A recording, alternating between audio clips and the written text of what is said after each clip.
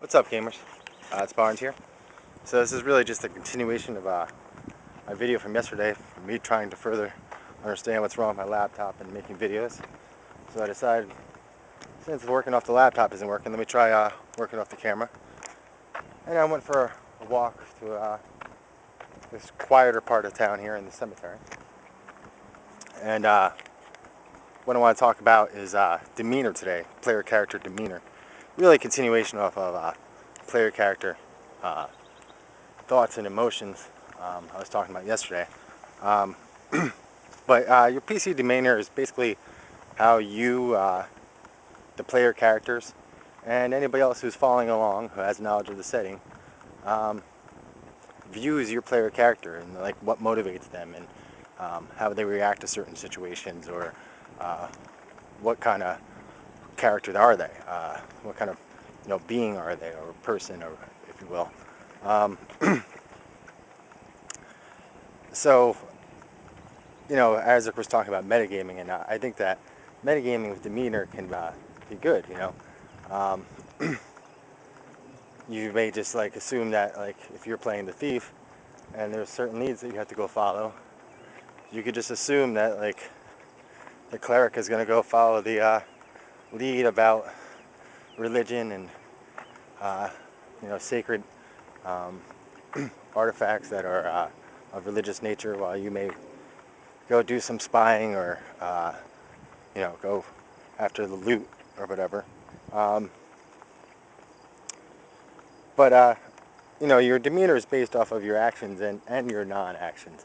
So, like, when you develop, like, your character's emotions, per se, about how he feels about certain things, or he or she feels about certain things, or factions in the group, or certain enemies, or even a certain race or monster, you can really give a clear idea to the rest of the group of exactly how your character is going to react in the future, even if you're not there. And your GM can use that knowledge, and in a sense, you could even get what you want out of the campaign based off that. So if your character is raving on about how he hates dragons, per se, there's a good chance that your DM's going to throw some dragons in there. And you're more likely to encounter things that you want if you base your character, what he thinks, and his goals and motivations, and his non-actions. You can affect the campaign usually if your GM is responsive to it that way.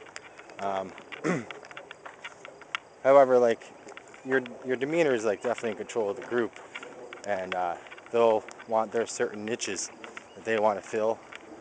Each player character may have a niche that he wants to fill, or something like that, and you got to respect that niche. You're not going to want to have everybody doing the same niche. So in that sense, like, that's going to affect who your player character is, because you don't want four PCs that all have the same thing going for them. Maybe you do in, like, some aspects, but there should be some variety for group survival, even if they are similar in certain ways. A lot of people play campaigns where everyone's a certain race, or a certain class, or has a certain profession or something. And that's fine, but I think you'll still find in those parties that there's a lot of variety between players, and just because they have one thing in common doesn't mean that they're all doing the same thing. So other player characters' concepts will affect your player character's demeanor as well. And there's an old building here.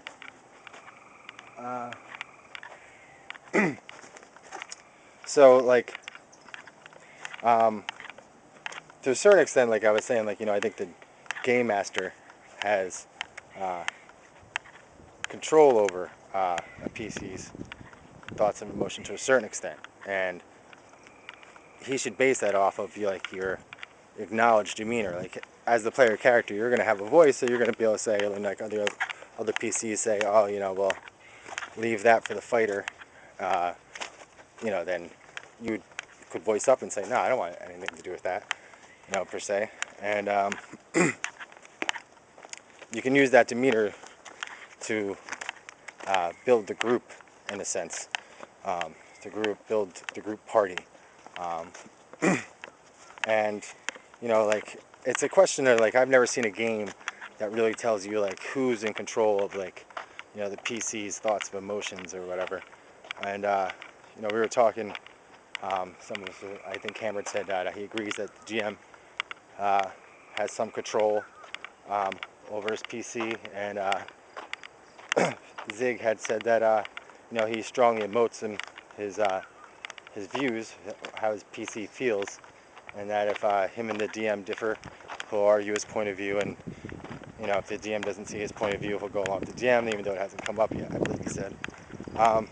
So that's like something to consider of like who exactly has control over the PC's thoughts and emotions. And that a lot of that's going to be based off your PC demeanor, by all those who have like a say in it, kind of like all the player characters, not necessarily people following along your story or your game. And the game master. They're going to base their decisions on that part of the story. That say even if you're absent at a session, they're going to base that off your demeanor. And if you're there, like your GM's going to say like, well, you feel this way or whatever, and he's probably going to base that off of your demeanor as well. And like so, there's going to be times where like you're going to differ, and there's really no set rules list to see tell you when or whose opinion is better about that certain situation. I think that's partially up to the group, but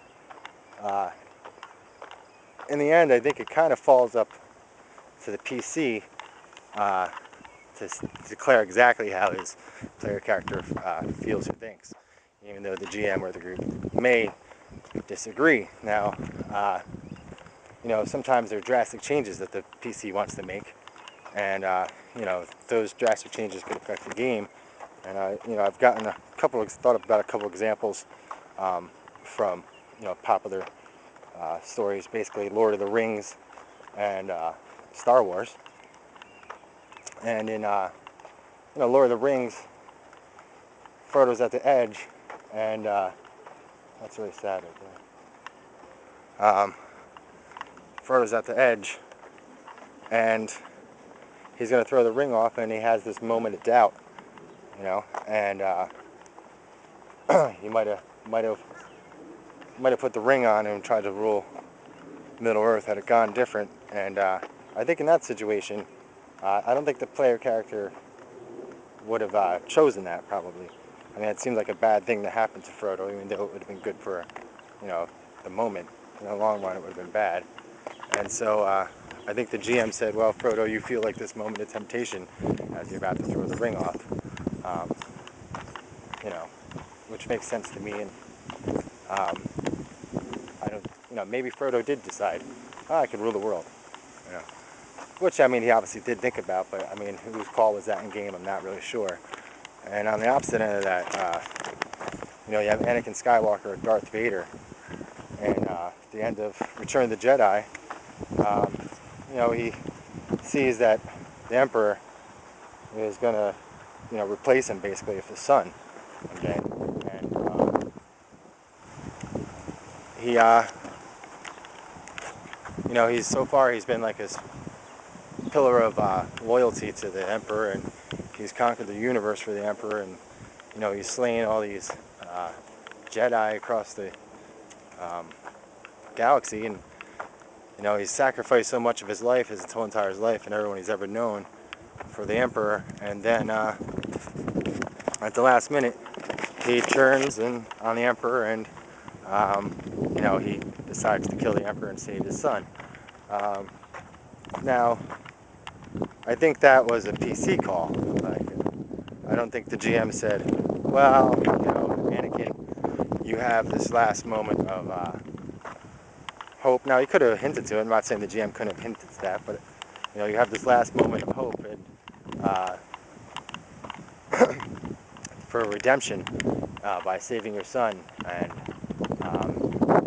enters your mind.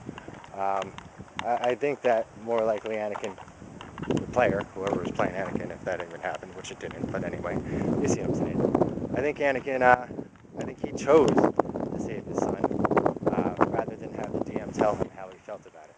I don't know. I'm just kind of rambling, and that's what I think about Demeanor. I think because it's your demeanor and your character concept itself is not only up to you. It's highly dependent on you, but it's also dependent on the other players and the GM. All have a say into what context your character is. In some games who have a lot of mechanics, for instance, you could think like, oh, I'm gonna make this character, and I'm gonna make the best, sneakiest guy, and then one of the other players, who has a little bit more experience with that system and knows better builds or whatever, comes along and says, oh, I'm gonna make the best, sneakiest guy, and he's a sneaker guy, and he's got the tools to affect the game to prove that he's the sneakiest guy. And so that those two character concepts don't work. So what I'm saying is, your demeanor is also affected by your party and how you choose to interact with your party and play as a group. Anyway, I hope this video works. I hope uploading it works. I'm still having laptop problems, and we'll see how it goes. And I'll talk to you guys soon. Later.